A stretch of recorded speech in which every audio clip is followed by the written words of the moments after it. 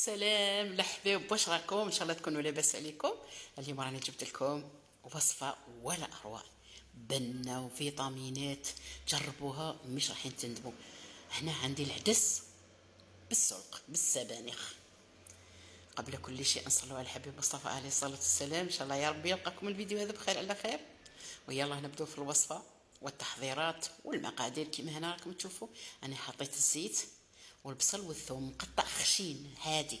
الثوم خشين والبصل خشين مع الزيت. هي وصفه تجيب زيت الزيتون، بصح انايا ما نطيبش زيت الزيتون، يعطي مراره وتروح للفيتامين نتاعو. ما نطيبش فيه في الاخير باش نديرو باش نلقى نحافظ على الفيتامين تاعو ونحافظ على البنه تاعو.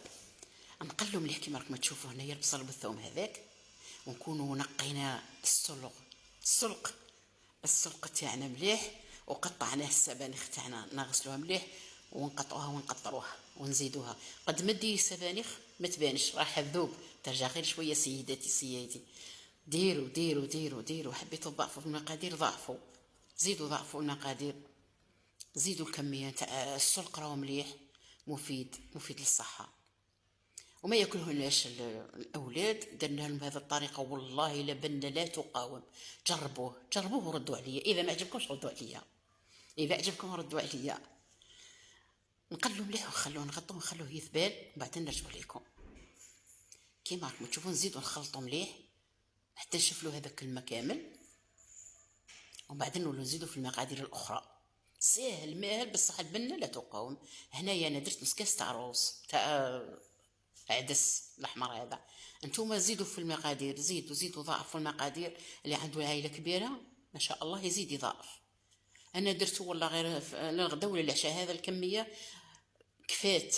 كلينا وكفات وبقات للعشاء، وبالك بالك تزيد تبقى الغدوه. ومن بعد زدت هنايا لي زيبيس تاع. انا خلطت العدس هذاك مليح السلق، ومن بعد نزيدوا لي زيبيس. عندي انا لي زيبيس هنا مخلط من كلش. درت انواع، درت الكمون، درت الاكري، درت الفاح، درت راس الحانوت، درت الفلفل الاكحل، درت هذاك الملون واش اسمه والله دائما ننساه. وزدت الملح. المهم راكم تعرفوه الملون هذا زعفر.